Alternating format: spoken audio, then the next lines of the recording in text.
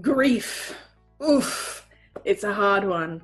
And what happens is that if we experience some sort of loss, real or perceived, whether it's the loss of a pet or a person or a job, a goal, a dream, even a fantasy, like when we lose that or that experience of that energy, if we don't process that energy that moves through our system, our energetic system, it gets locked in the body.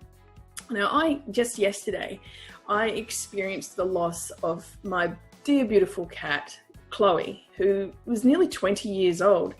And when she passed, which she did at home, she deteriorated pretty quickly in the last couple of days, and I was ready to, I don't know if ready is the right word, but I had booked her in to go to the vet to have her kindly go.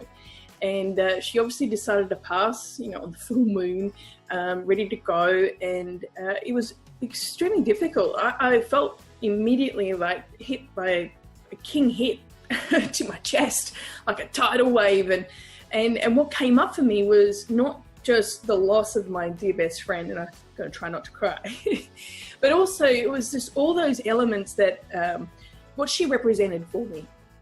And really connecting with those opportunities where she'd been there for me. And I remember being in bed, moments in my life where I've gone through tough experiences, and she'd sense those energies, and she would just, cuddle up to me on my chest and lick me on the chin or nuzzle as if to say, hey, it's okay.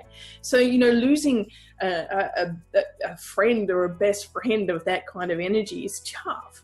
Whether it's a furry friend or a human friend, or like I said, it could be anything that is the death cycle, which is a normal part of life, but it can be very difficult. Now, if we don't deal with those, as in like really integrate them, step into them and process them, as hard as it is, if we try and suppress, depress, repress those energies, they get locked up in our body. They're locked up in our energy system, and it restricts the flow of life. It's like crimps it for us. And not only that, it throws us off balance. And if you imagine like a spinning top that, you can be a little whack and then it's wobbling around the room, and left unchecked, it can then become like a cascade of any decisions you make from that imbalance. You'll make imbalanced decisions moving forward. So I want to encourage you to have the courage to sit and be in the experience. I don't believe time heals all wounds. I think through time you can probably numb yourself and forget and suppress, depress, repress. But then what happens if those energies are not dealt with, and emotion is just simply energy in motion.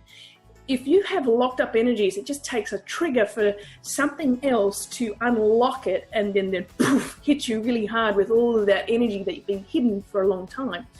So it's better to sit with it, dissolve with it, resolve it, and integrate it, even appreciate it, and come to a place where you experience some deep gratitude for the gifts in all experience, in all life, and in all energy as well. So today's little short video is just simply to share with you to connect with all of the emotions. And grief's a tough one. It's a hard one.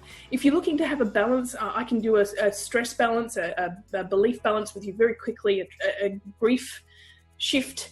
It can assist you through the process. And no one can tell you how quickly to move through it.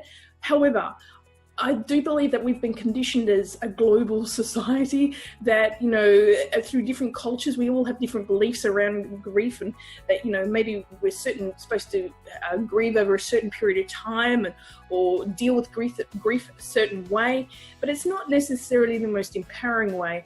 And I can share with you some strategies that you can get into alignment really quickly, bring yourself back to balance, and honor those emotions in you, as well as honor that beautiful blessing of that person, that being, that animal, that experience in your life.